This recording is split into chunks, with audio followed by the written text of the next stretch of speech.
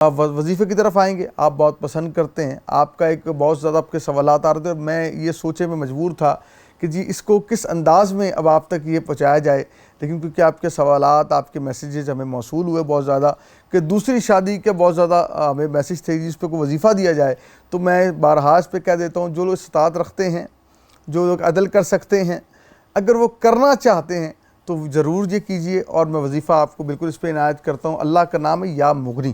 آپ نے 313 بار اس کو پڑھنا ہے. عشاء کے بعد آپ نے، شرط یہ کہ عشاء کی نماز کے بعد اس کو آپ نے پڑھنا ہے، ایک جگہ پہ بیٹھ کے پڑھنا ہے. پڑھنے کے بعد کوشش آپ نے یہ کرنی کسی سے آپ نے کلام نہیں کرنا. یا مغنی آپ پڑھیں 313 بار، اول آخر 11 مرتبہ درود پاک پڑھنا ہے آپ نے.